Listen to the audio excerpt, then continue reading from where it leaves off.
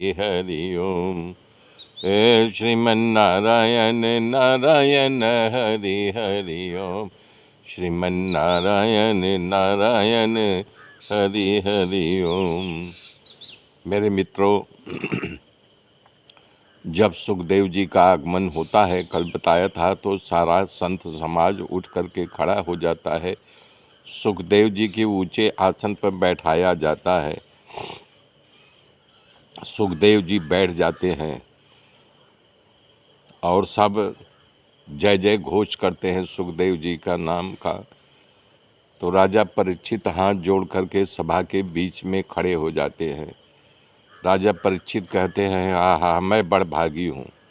मैं तो ब्राह्मण का द्रोह करके बैठा हूँ, मृत्यु के मुंह में बैठा हूँ। आप जैसे संत, आप जैसे योगी, ये भगवान श्री कृष्ण की ही कृपा है कि आप सब गुफाओं में रह करके ध्यान मग्न रहने वाले, ध्यान को तोड़ करके हमारे ऊपर कृपा करने के लिए यहाँ पधारे हुए अतिथि की स्वरूप में आप मुझे पवित्र कर दिया। संतों का दर्शन मात्र से ही पाप अपने आप भाग जाता है। मैं तो पुनीत हो गया।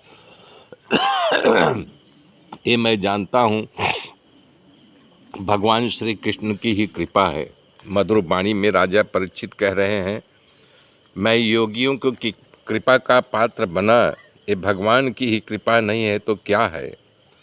जो आप लोग आत्म संतुष्ट से लाभ प्राप्त किए हुए हैं और ऐसे ऐसे संत समाज योगी जन मुझे दर्शन दिए, जो कि दुर्लभ नहीं, महादुर्लभ है।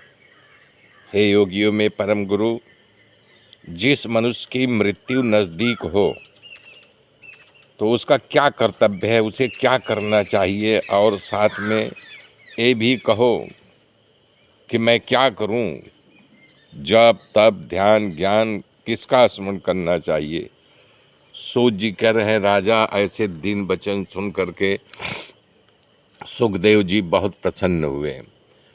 अब यहाँ पहला अधिकार लीला समाप्त हो रहा है, दूसरा अध्याय साधन लीला समाप्त शुरू हो रहा है। अभी तक हम लोगों को भागवत सुनने का अधिकार मिला था, अब साधन लीला की व्याख्यान यहाँ से शुरू हो रही है करके सुखदेव जी बहुत प्रसन्न हुए। अब यहाँ पहला अधिकार लीला समाप्त हो रहा है, दूसरा अध्याय साधन लीला समाप्त शुरू हो रहा है।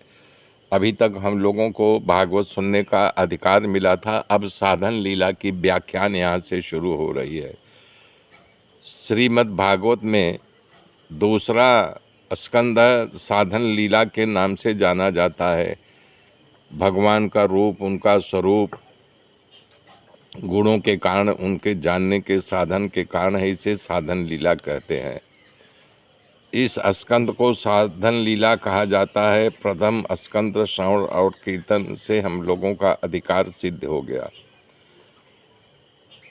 तत्व का ध्यान, मन की प्रसन्नता और मनन मुख्य है। कथा का प्रारंभ सुखदेव जी करते हैं। मनुष्य का कर्तव्य बताया है, विराट पुरुष का वर्णन किया है, ध्यान का महात्म बताया है, भक्त और भक्ति की महिमा गाई है। सुखदेव जी का मंगलाचरण, भगवान के द्वारा सृष्टि की लीला, परमात्मा की अवतार लीला, परीक्षित द्वारा पूछे गए प्रश्नों का उत्तर जो है सुखदेव जी देते हैं। ओम नमो भगवते वासुदेवाय।